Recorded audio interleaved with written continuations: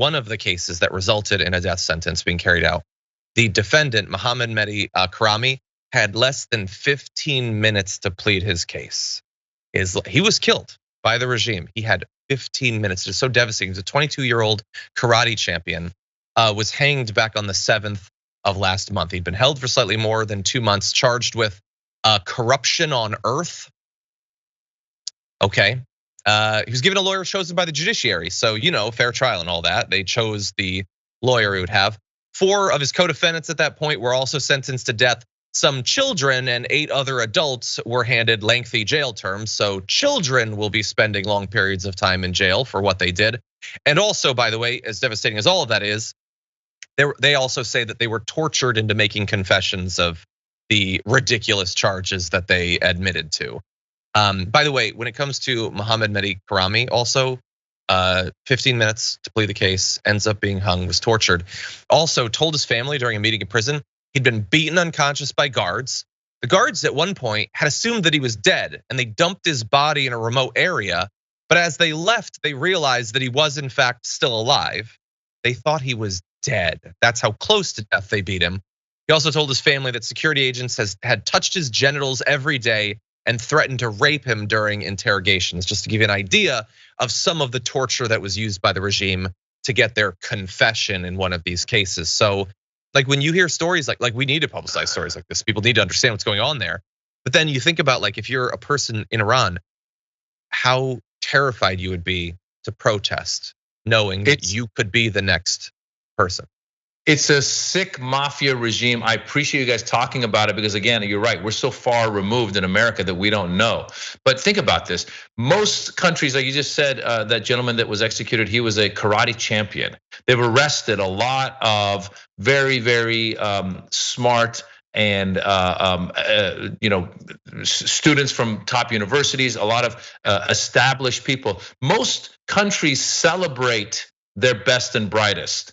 The Islamic regime is executing their best and brightest. So that just goes to show you how blinded they are by this, their desire to maintain their power.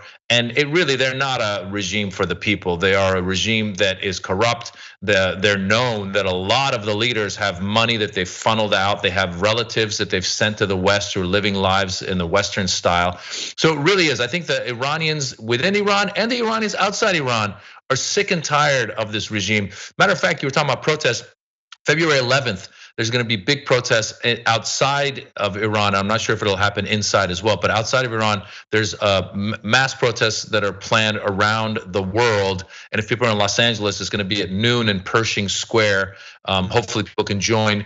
Other things people can do is there's a movement right now online to free this rapper named Tumaj Salehi, free Tumaj. He's a political prisoner who, as a matter of fact, I participated in the movement. I did one of these videos. I just happen to have this here. People can take that hashtag free Tumaj and post it. That's one of the movements. And the other movement is stop executions in Iran. Hashtag stop executions in Iran. Just take a picture with the hashtag, post it. We're trying to get more and more people to be aware of these things so that maybe governments from the outside can put more and more pressure on Iran. Somebody had pointed out, they said if there were a way to put some sort of a penalty on funds that the Iranian regime has outside of Iran, and to say every time you execute somebody, we're going to take away $1 million or $2 million or whatever that is. Yeah. That would move something. I don't know if that's doable legally, but we need to put pressure on these people, and so that's some of the things that people that are watching this can do is just to get the word out. I mean, it definitely seems possible. They've done sanctions for other things. Why not? In some cases, for human rights concerns, it makes sense to me. And thank you for letting people know about both those movements as well as the protests. Hopefully, a bunch of people can participate, and to the extent that people inside of Iran can know that that's happening, because of course multiple social media networks are still banned or blocked. I'm sure that would probably be well received.